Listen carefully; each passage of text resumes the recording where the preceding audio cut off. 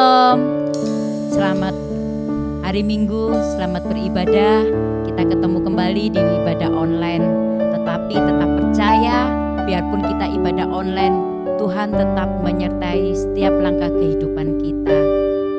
Kita percaya pandemi ini segera berakhir dan kita bisa berkumpul kembali di dalam rumah Tuhan. Itu kerinduan kami. Sebelum kita memulai ibadah pada hari Minggu ini, terlebih dahulu kita berdoa. Bapa yang di dalam surga, Bapa yang kami sembah di dalam nama Tuhan Yesus, kami bersyukur Tuhan buat anugerah dan kasih-Mu. Sampai hari ini Tuhan masih menolong kami, Tuhan masih memberkati kami, dan Tuhan masih memberikan kasih Tuhan kepada kami, sehingga kami bisa hadir, kami bisa mengikuti, dan kami bisa melakukan ibadah, biarpun melalui ibadah online. Tetapi kami percaya Tuhan, Engkau hadir di setiap hati kami yang rindu untuk kami bisa kembali berkumpul, menyatukan pujian kami, penyembahan kami Tuhan. Itu suatu kerinduan kami. Kami ada saat ini karena kasih-Mu, bukan karena kami siapa, tetapi karena penyertaan Tuhan saja. Terima kasih Tuhan buat segala berkat-Mu yang telah Engkau berikan sepanjang hari sampai dengan hari ini. Suatu anugerah yang sungguh luar biasa Tuhan. Kami ingin memberikan segala hidup kami kepadamu Tuhan. Kami ingin memberikan segala pujian kami, penyembahan kami yang terbaik bagi-Mu saja Tuhan Yesus. Terima kasih Tuhan, terima kasih buat kebaikan-Mu dalam hidup kami. Ampuni kami, layakkan hidup kami Tuhan, agar kami bisa untuk melewati semua ini. Terima kasih Tuhan Yesus. Di dalam nama Tuhan Yesus kami berdoa. Haleluya. Amin.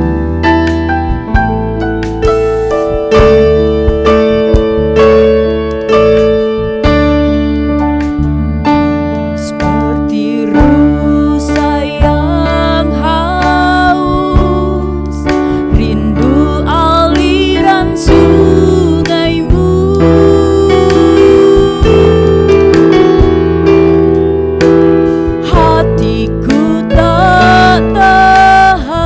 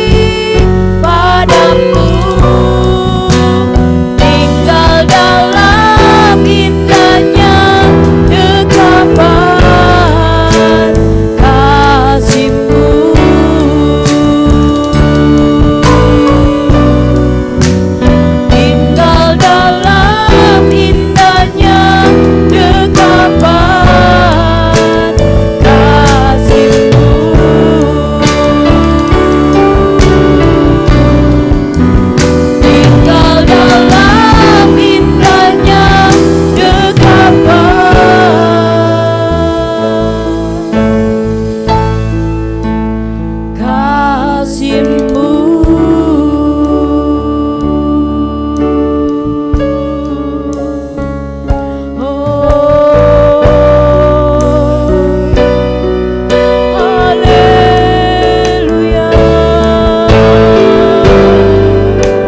rindu Tuhan untuk kami bisa bersekutu denganmu. Kami rindu Tuhan dalam dekapan kasih-Mu Tuhan. Ini kami Tuhan, kami butuh Engkau Tuhan. Kami butuh pertolongan-Mu Tuhan. Kami butuh uluran tangan-Mu Tuhan. Kami percaya Tuhan tidak akan pernah meninggalkan kami. Tuhan tetap menolong kami. Tuhan tetap menggendong kami. Terima kasih Tuhan Yesus. Haleluya.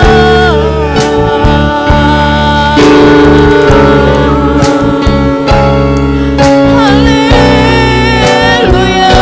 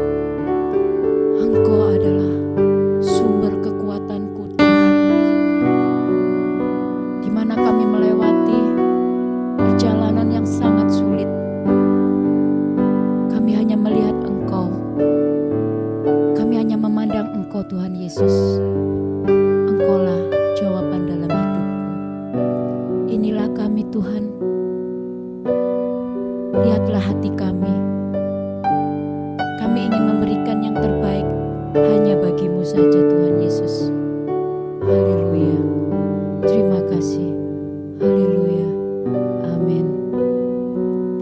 Ada sukacita Bapak Ibu Saudara sekalian, dimanapun Bapak Ibu berada, tetap Allah adalah sumber kekuatan kita. Allah adalah penopang hidup kita. Dunia boleh bergoncang, apapun boleh terjadi dalam hidup kita, tetapi anak-anak Tuhan tetap percaya dan tetap mengandalkan Tuhan.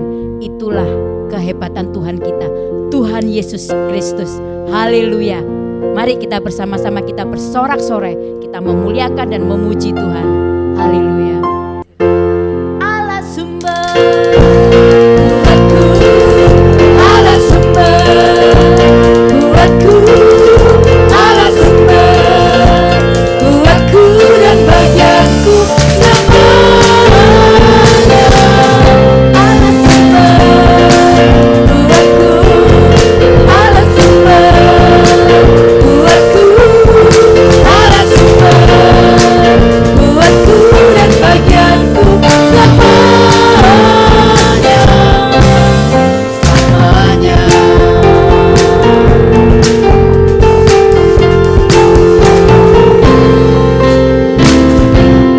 Hanya kau milikku di surga, tiada yang ku ingin di bumi, hanya kau. Tak kuatkan kekuatanku, namun yang pasti kau tetap selamanya.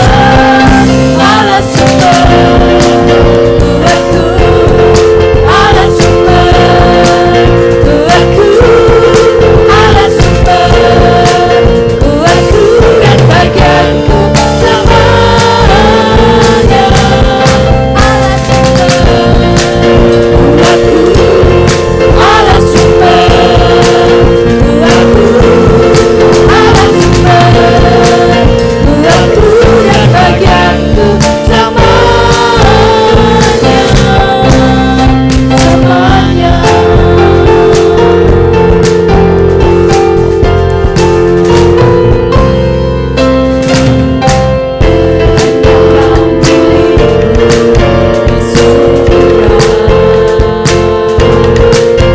Tiada yang ku ingin di bumi, hanya kau. Tak kuandalkan kekuatanku, namun yang pasti kau tetap selamanya. Allah sumber buatku, Allah sumber buatku, Allah sumber buatku dan bagianku semuanya. Allah sumber buatku, Allah sumber buatku, Allah sumber buatku dan bagianku semuanya. Allah sumber buatku, Allah sumber buatku, Allah sumber buatku dan bagianku semuanya. Allah sumber buatku, Allah sumber buatku, Allah sumber buatku dan bagianku semuanya, semuanya,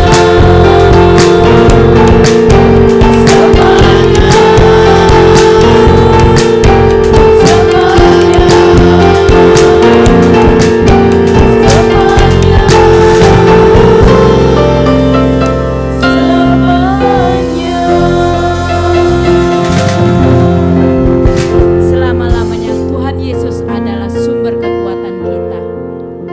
Sebelum kita mendengarkan firman Tuhan yang akan diberitakan oleh hamba-Nya, mari kita datang kepada Tuhan dengan segala kerendahan hati kita, dengan segala mohon ampun atas apa yang kita lakukan. Karena apapun yang terjadi dalam kehidupan kita, kita tidak pernah tahu rencana Tuhan, rencana yang terindah dalam hidup kita.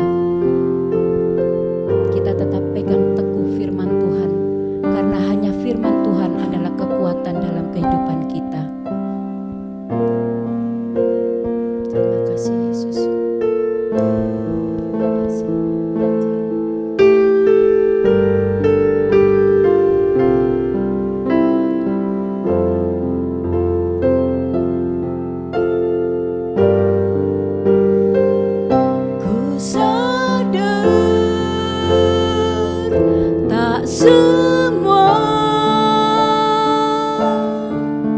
dapat aku miliki di dalam hidupku, hatiku percaya rancanganmu bagiku adalah yang terbaik. Walau ku tak dapat melihat semua rencanamu, Tuhan, namun hatiku tetap memandang padamu. Kau tuntun langkahku, walau ku tak dapat berharap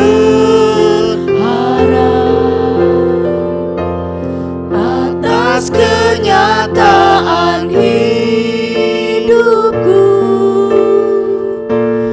namun hatiku tetap memandang padamu. Kau ada untukku.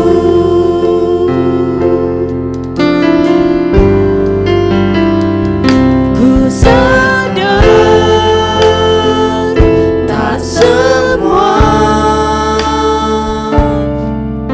dapat aku miliki di dalam hidupku, hatiku percaya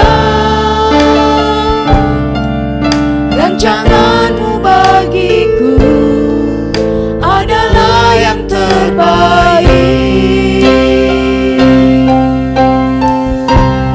Walau ku tak dapat melihat semua rencanamu, Tuhan, namun hatiku tetap memandang padamu. Kau tuntun langkahku, walau ku tak dapat berharap atas kenyataan hidupku, namun hatiku tetap memandang padamu. Kau ada untukku,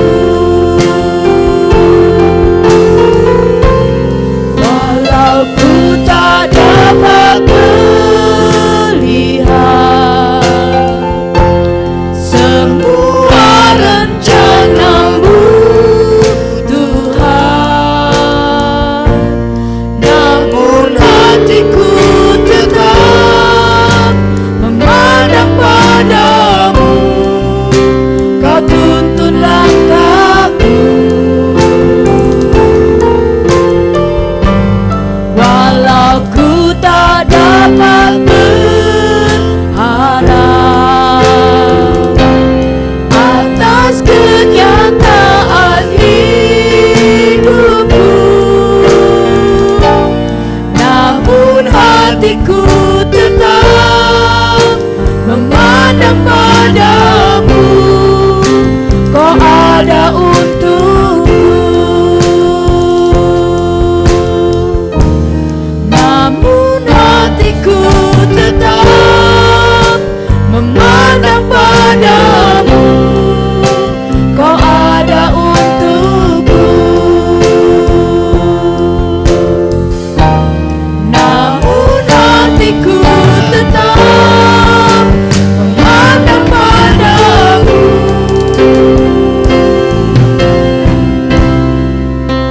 Kau ada untukku.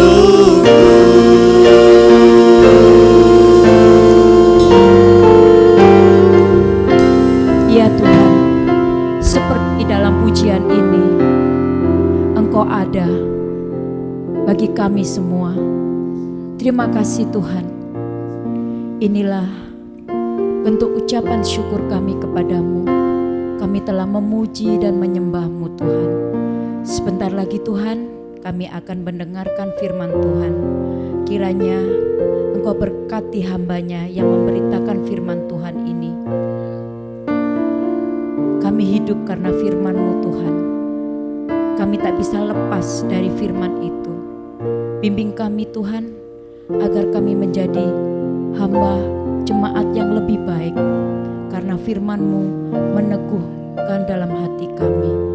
Terima kasih Tuhan Yesus. Di dalam nama Tuhan Yesus kami berdoa. Haleluya. Amin. Shalom. Bapak Ibu sudah dikasih oleh Tuhan. Ada istilah anak muda yang terkenal ya. Namanya YOLO. Saya juga baru tahu ya. You only live once. Engkau hanya hidup cuman sekali. Karena mau hidupnya cuma sekali, kamu bisa melakukan apa saja. Ada banyak orang mengatakan bahwa hidup di dunia ini tidak ada yang bertahan untuk selama-lamanya. Di seluruh alam semesta ini tidak ada yang abadi. Ada satu nyanyian yang terkenal, lagu penyanyian Noah. Tak ada yang abadi. Gak usah nyanyi dalam hati ya. Nah, sebetulnya itu adalah satu kebohongan. Kenapa? Ada yang kekal. Ada yang kekal dan itu adalah kita tahu. Itu adalah Allah kita. Allah yang tidak memiliki awal dan Allah yang tidak memiliki akhir. Dan itu adalah Tuhan Yesus untuk selama-lamanya. Firman Tuhan hari ini akan berbicara kepada kita semuanya tentang kekekalan Allah dan singkatnya hidup kita. Mazmur pasal 90, mari kita baca ayat pembuka kita ayat 1 dan ayat yang kedua. Mazmur pasal 90 ayat 1 dan ayatnya yang kedua. Doa Musa, abdi Allah. Tuhan, Engkaulah tempat perteduhan kami turun-temurun. Sebelum gunung-gunung dilahirkan dan bumi dan dunia diperanakan, bahkan dari selama-lamanya sampai selama-lamanya, Engkaulah Allah.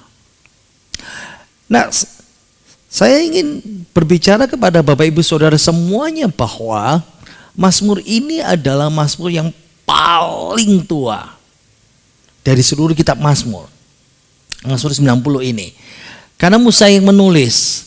Dan kalau Musa menulis, kita tahu, wow, itu Mazmur-Mazmur pada masa kitab Keluaran. Kita tahu itu.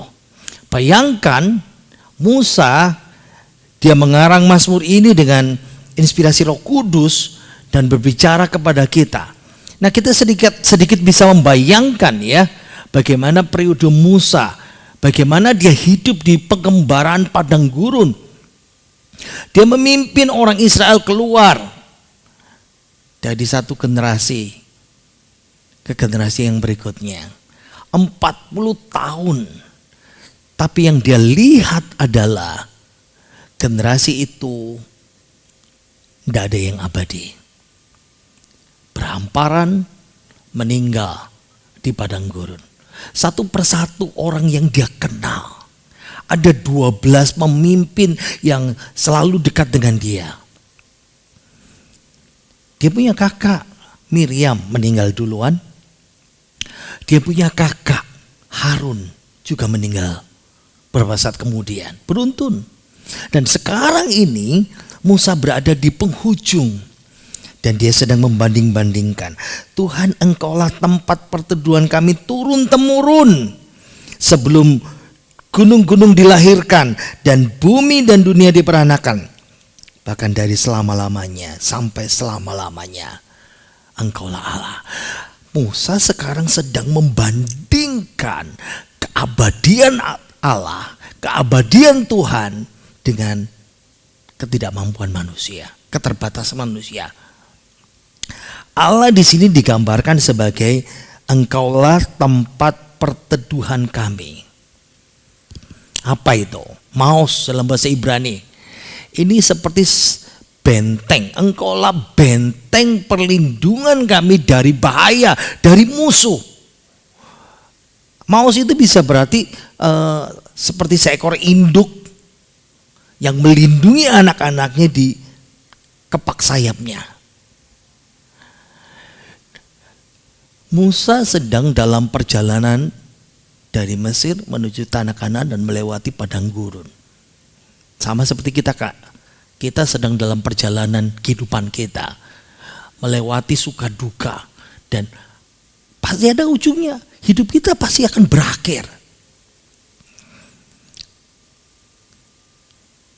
Mungkin kita terlalu memperhatikan karena kita melihat pendeta A dipanggil Tuhan, pendeta B dipanggil Tuhan, orang ini dipanggil Tuhan, orang Kristen ini dipanggil Tuhan, saudara kita dipanggil Tuhan, teman kita dipanggil Tuhan, orang yang kita kenal dipanggil Tuhan. Silih berganti. Dan mau tidak mau, satu saat nanti kita akan stop. Dan kita mau berhenti di mana? Saya mau mulai dengan ada suatu cerita ketika waktu perang Meksiko, ada seorang pemuda yang ingin mendaftar dan dia berkata sama mamanya, "Ma, aku mau ikut wajib militer." Tapi mamanya keberatan untuk anaknya ikut. Kenapa? Karena mamanya tahu anaknya belum percaya Yesus, anaknya itu belum diselamatkan, tapi anak itu tetap ngotot pergi. Dan akhirnya mamanya menyerah, ya sudah, kalau kamu tetap ngotot, boleh pergi, tapi kamu harus percaya Yesus sekarang. Percaya Yesus sebagai Tuhan Allah Juru Selamatmu. Sekali lagi anak itu ngotot, gak mau jadi Kristen. Dia masih ngotot ikut pergi berperang. Karena anaknya ngotot untuk ikut pergi berperang, akhirnya mamanya mengizinkan. Dengan satu syarat. Jadi mamanya masuk,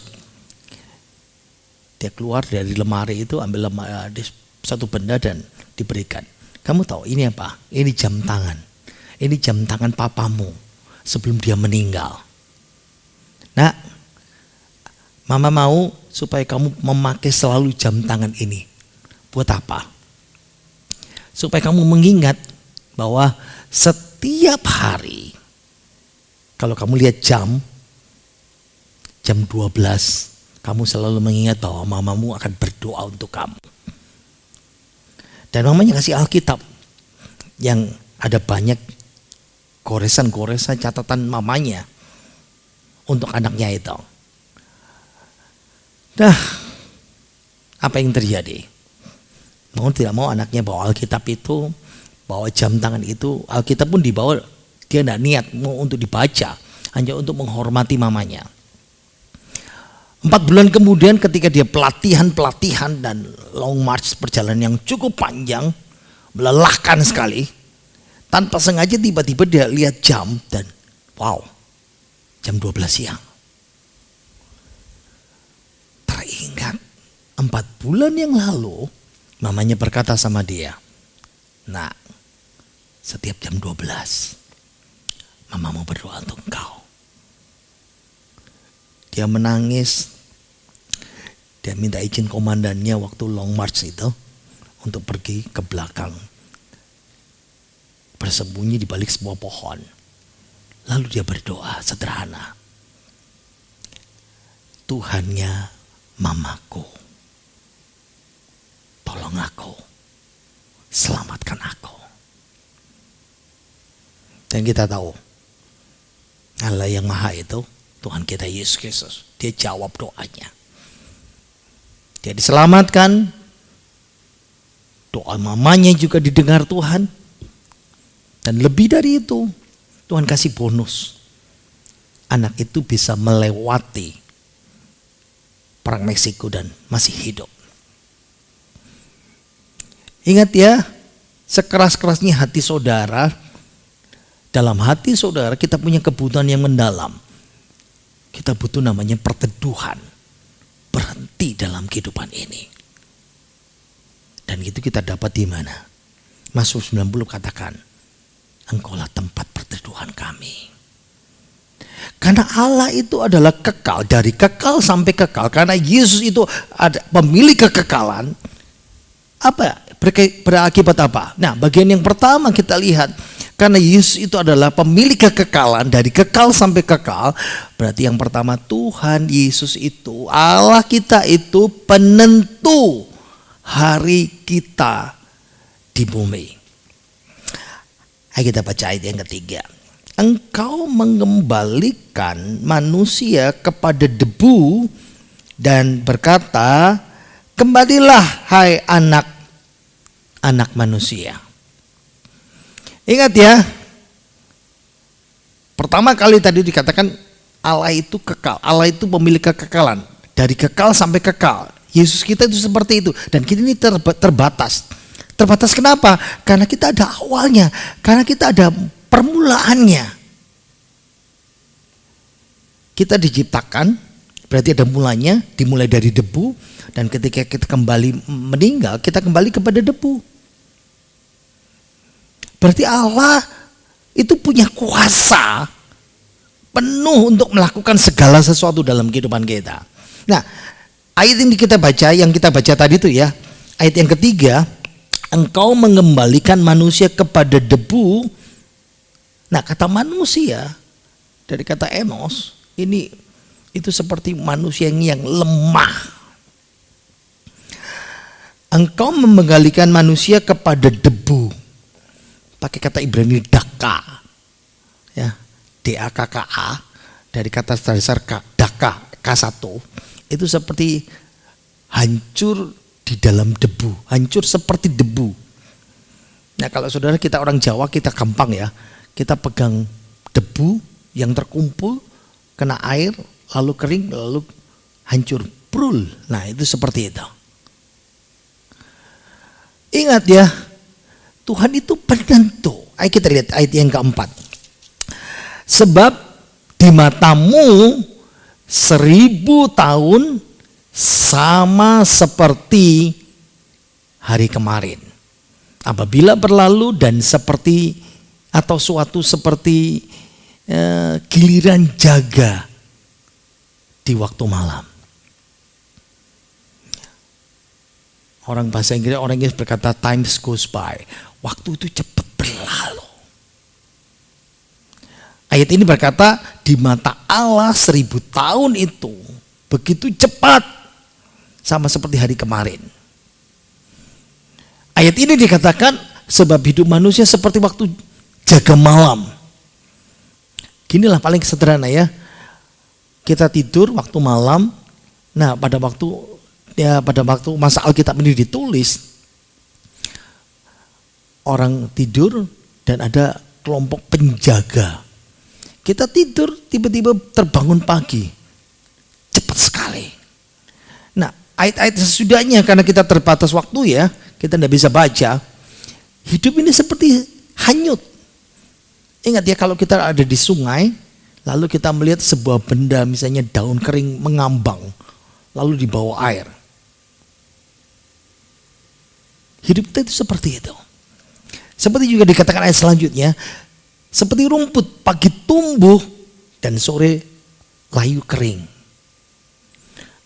Orang mengatakan bahwa hidup kita ini begitu cepat berlalu. Saya sedikit lompat ya. Kita lihat ayat 10. Masa hidup kami 70 tahun dan jika kami kuat 80 tahun.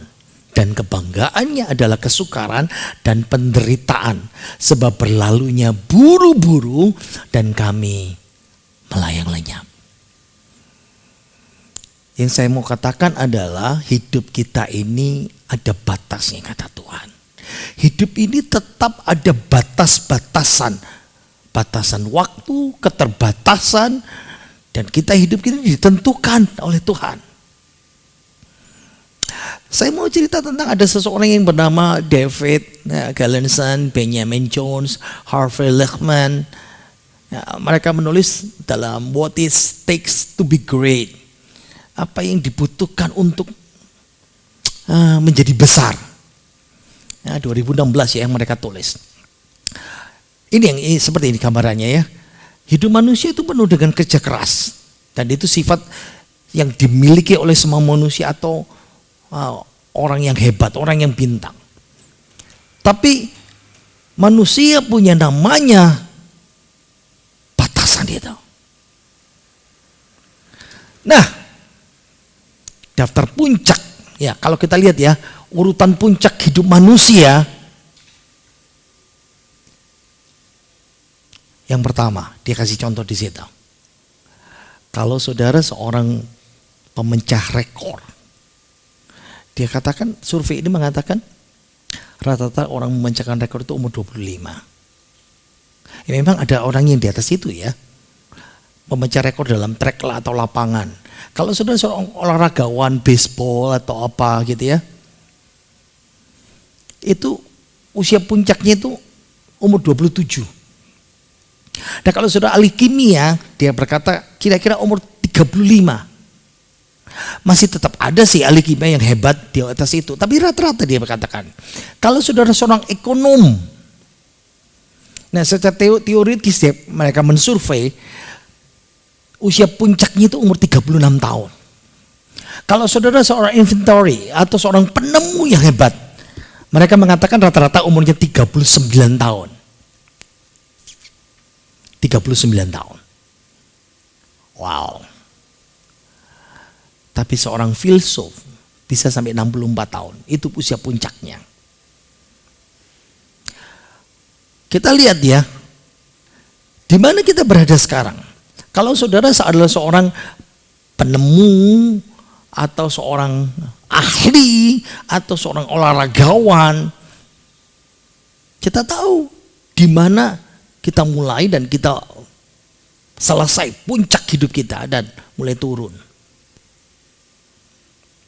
Nah pertanyaannya, di mana kita sekarang berada? Ada anak muda yang baru memulai. Ada yang merasa bahwa, aku berada dalam puncak hidupku. Saudara mulai sudah menikmati hidup, sudah dalam puncak hidup, mendapat sesemuanya. Atau kita sudah turun, mendekati akhir hidup kita, di mana semuanya akan berakhir di kekekalan. Saudara mau pergi ke surga bersama Yesus, atau saudara pergi ke neraka di luar Yesus, tanpa Yesus? Yang kedua, kita lihat yang kedua. Allah pemilik kekekalan, Yesus pemilik kekekalan, dari kekal sampai kekal. Itu berarti yang kedua, ingat ya, Tuhan bukan saja menentukan batasan hidup kita, tapi yang kedua, Tuhan tahu rahasia. Tapi yang paling gak enak ini rahasia dosa. Ayo kita baca ayat yang ke-7, 8 dan seterusnya ya. Sungguh kami habis lenyap karena murka-Mu, dan karena kehangatan amarah-Mu kami terkejut. Engkau menaruh kesalahan kami di hadapan-Mu, dan dosa kami yang tersembunyi dalam cahaya wajah-Mu. Sungguh segala hari kami berlalu karena gemas-Mu. Kami menghabiskan tahun-tahun kami seperti keluh. Pemazmur di sini, Musa, dia menghabiskan waktu 40 tahun di padang gurun waktu Exodus. Dan kita tahu ya, yang ikut Bible Class tahu bahwa mereka hidup banyak menderita karena dosa. Menderita karena dosa, saya tekankan sekali lagi.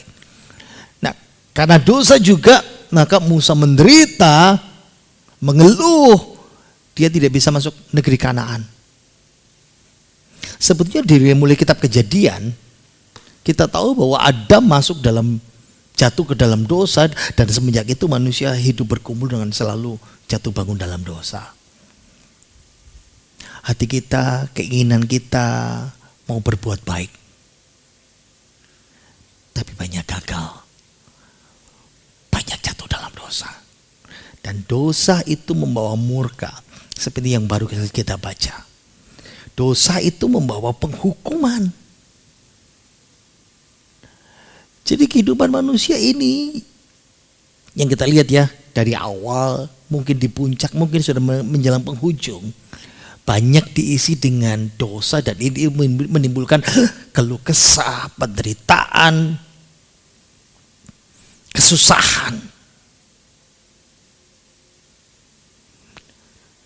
Pemazmur di sini, karena Allah itu kekal, kita dikuasai murka Tuhan, murka Allah. Kenapa?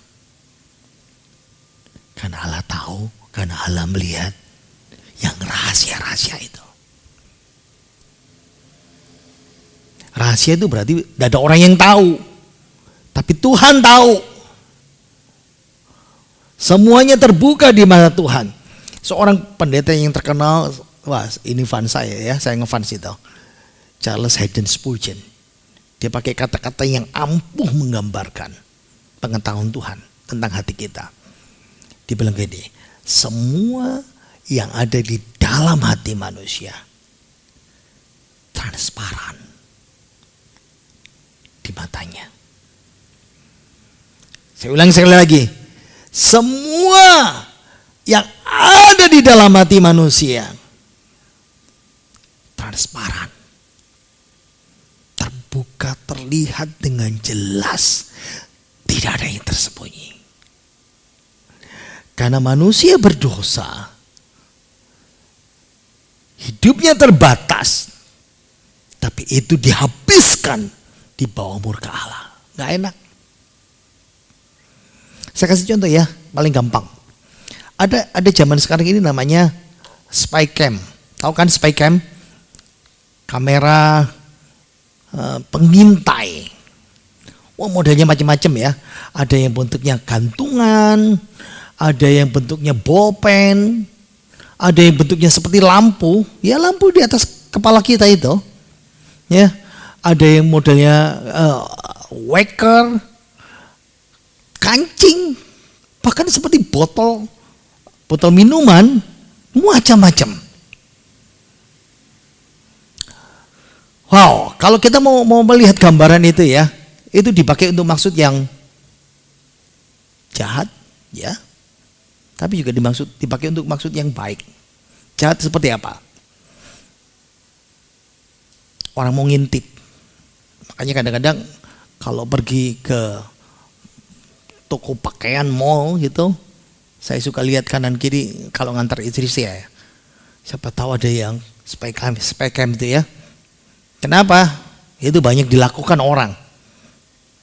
Ditaruh di kamar mandi, ruang ganti, wah. Atau dipakai untuk maksud yang baik, mencari bukti kejahatan. Misalnya ada pembantu yang kurang ajar, tapi tidak punya bukti. Atau mencari siapa pencurinya.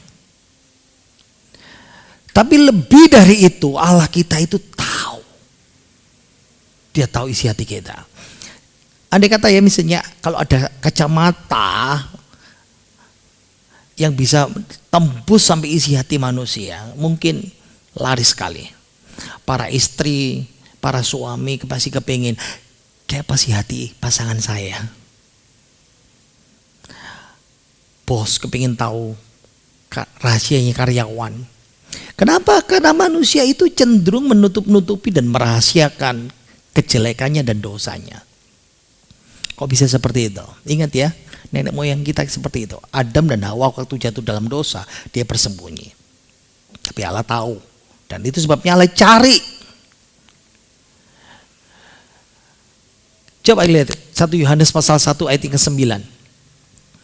Jika kita mengaku dosa kita, maka Ia adalah setia dan adil, sehingga Ia akan mengampuni segala dosa kita dan menyucikan kita dari segala kejahatan. Dosa itu sesuatu yang tidak mau kita bicarakan sama orang lain. Dosa kita. Tapi kalau dosa orang lain, pasti kita suka ngomong, betul nggak? Kita lebih suka ngomongin dosa orang lain, bukan. Tapi kalau dosa kita, wow, oh sorry deh, jangan deh. Kita nggak suka bicara soal dosa kita, apalagi mengakuinya. Tapi ayat yang baru saja kita baca, Yesus kepingin. Dan itu karena itu yang Yesus ingin lakukan dalam kehidupan kita. Bagian yang ketiga, bagian yang terakhir.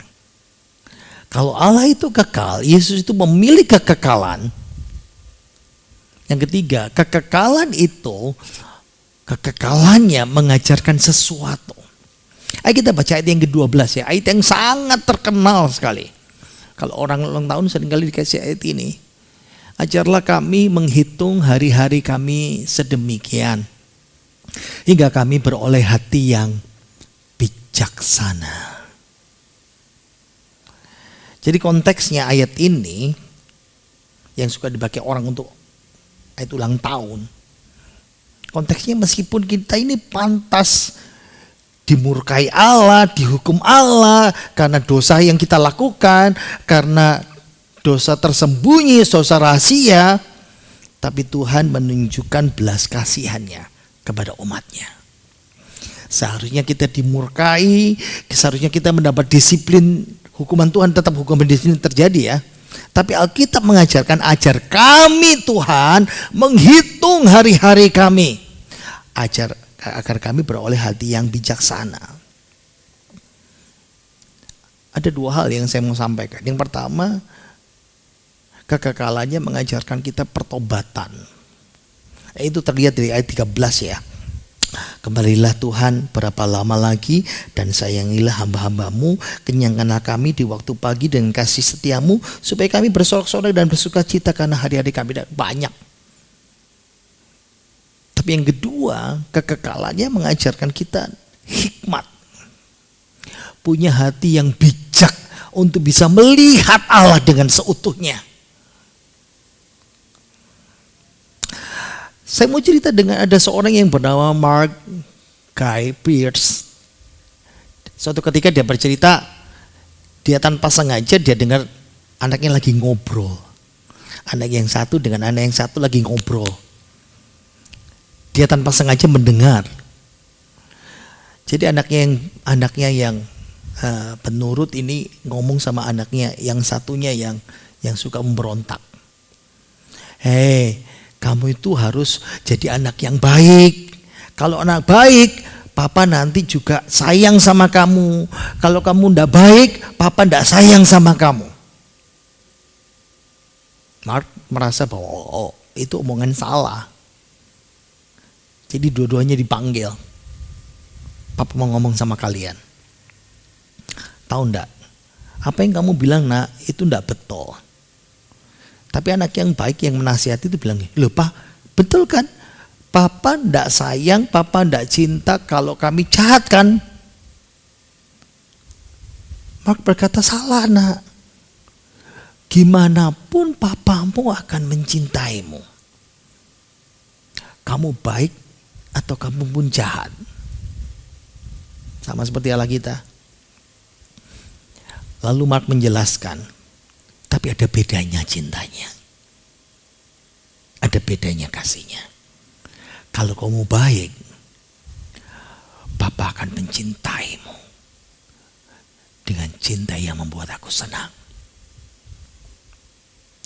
Tapi kalau kamu tidak baik, kalau kamu jahat, kalau kamu dosa, Papa tetap mencintaimu, tapi dengan cinta yang membuat hatiku sedih. Paham tidak saudara tentang kasih Allah kita ini? Kita punya Bapa surgawi yang sama. Kasihnya tidak pernah berubah. Kita baik, kita jahat, kita nurut, kita enggak, kita setia atau tidak, Allah tetap mengasihi kita. Walaupun kita lebih banyak seperti ayat ini, Mazmur 90. Kami habis dalam murka-Mu. Faktanya adalah kasih Allah itu dinyatakan kepada kita. Walaupun kita berdosa. Tapi kasih yang tidak menyenangkan hati.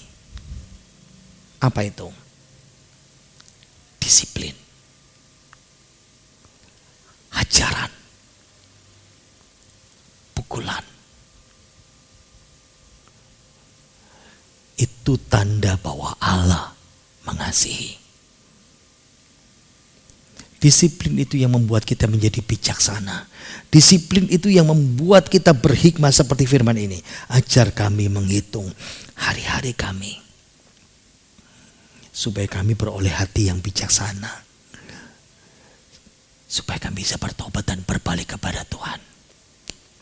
Kita baca lagi. Ajar kami menghitung hari-hari kami sedemikian hingga kami beroleh hati yang bijaksana. Ada sebuah buku yang dikarang, ini namanya buku koleksi ya. Surat anak-anak kepada Tuhan. A collection. Jadi ini koleksi anak-anak kecil menulis surat kepada Tuhan dan dikoleksi menjadi sebuah buku. Ada seorang anak kecil, gadis kecil namanya Nan. Dia menulis surat kepada Tuhan. Ini tulisannya.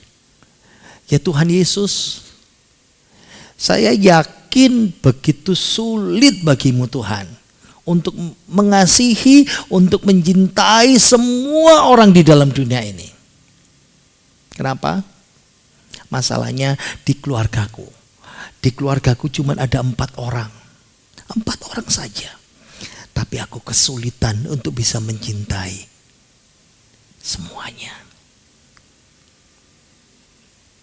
Saudara bisa membayangkan Allah kita itu?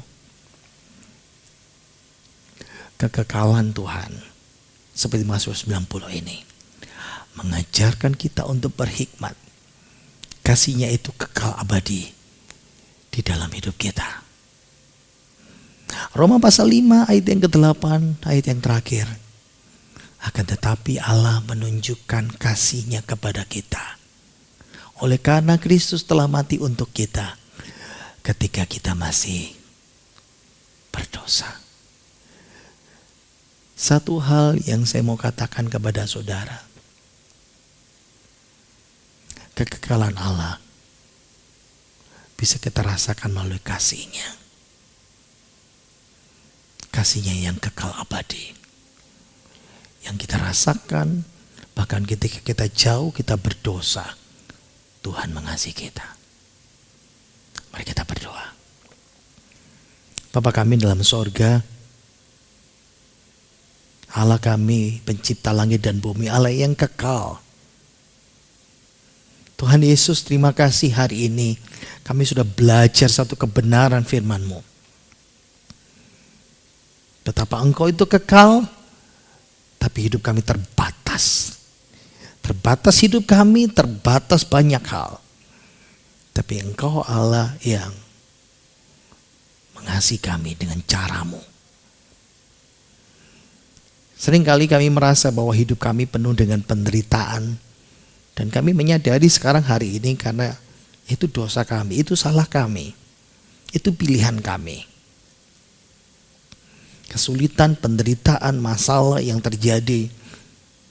Kami tahu Tuhan, itu karena pilihan salah kami. Pilihan kami berdosa Tuhan. Tapi Tuhan terima kasih, Engkau juga mengajarkan sesuatu buat kami.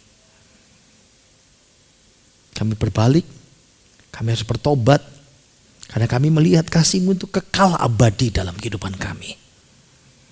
Dan ajarkan kami berhikmat di hari-hari selanjutnya. Ajar kami Tuhan menghitung hari-hari kami agar kami beroleh hati yang bijaksana. Meteraikan firman-Mu dalam hati kami. Tanam, bertumbuh dan berbuah. Dan kami sangat-sangat diberkati Tuhan. Terima kasih untuk hari ini di dalam nama Tuhan Yesus. Haleluya. Amin. Bapak Ibu Saudara dikasih oleh Tuhan, kita sudah diberkati oleh firman Tuhan hari ini. Ya, kita terus berdoa untuk bangsa kita Indonesia, ya. Jangan lupa, jangan datang ke hadirat Tuhan dengan tangan hampa. Bawa persembahan itu, kumpulkan. Dan kita berdoa untuk terus pembangunan gereja kita, ya.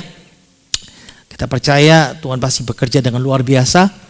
Doakan bangsa negara kita untuk para medis, untuk untuk vaksin ya, yang sedang terus dikerjakan. Tuhan pasti pelihara kehidupan saudara dan saya. Kalau saudara ingin memberikan persembahan untuk gereja kita, saudara bisa persembahkan di nomor rekening BCA 06423368868 atas nama GPT Jemaat Kristus Hayat. Dan kalau saudara ingin memberikan persembahan persepuluhan di nomor rekening BCA 06402833378 atas nama Jonathan Octavianus. Saya persilakan pemain musik untuk maju ke depan dan menyanyikan pujian kita terakhir. Mari kita bangkit berdiri bersama-sama. Mari kita akhiri ibadah kita pada hari ini. Kita lakukan segala kemuliaan. Segala kemuliaan hanya bagi Tuhan. Segala hormat pujian hanya bagi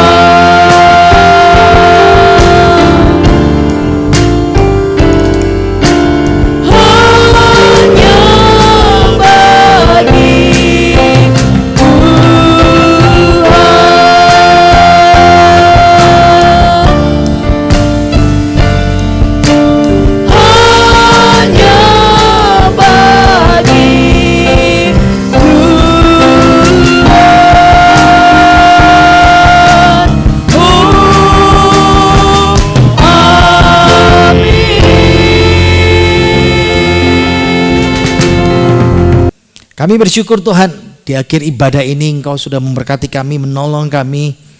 Kami percaya Engkau ada dan selalu bersama kami. Terima kasih untuk ibadah raya, ibadah online hari ini. Kami tahu Tuhan memberkati kami. Ajarkan kami bisa melihat dan menghargai hidup kami. Walaupun kami terbatas, tapi kami punya Allah yang tidak terbatas. Kami berdoa terus untuk bangsa dan negara kami, untuk pemimpin kami, untuk vaksin yang terus dikerjakan. Kami terus berdoa supaya Tuhan pulihkan dunia dan bangsa negara kami. Kami berdoa untuk pembangunan gereja kami. Tuhan menolong, Tuhan boleh bekerja terus. Kami percaya tidak ada yang mustahil bagimu Tuhan. Kami terus berdoa Tuhan. Kami untuk kehidupan kami semuanya. Engkau berikan kekuatan, Engkau berikan kesehatan, Engkau berikan kecukupan dalam kehidupan kami. Dan kami percaya Tuhan, sebentar kami akan akhiri ibadah ini. Engkau akan memberkati kami semuanya. Mari kita buka tangan kita. Kita terima berkat dari Tuhan kita Yesus Kristus sendiri. Diberkatilah hai kaum pria, diberkatilah kaum wanita, diberkatilah suami istri, diberkatilah anak-anak pemuda-pemudi, diberkatilah rumah tangga kita dengan damai sejahtera melimpah. Diberkatilah segala usaha, pekerjaan, toko, karir dan proyek kita. Dan diberkatilah ibadah kita hari ini mulai sampai selama-lamanya. Terima berkat melimpah dari Bapa, Putra, Kudus, berkat rohani jasmani dalam nama Tuhan Yesus. Dan kita semua yang percaya berkata, amin. Selamat hari Minggu. Tuhan Yesus memberkati kita semuanya.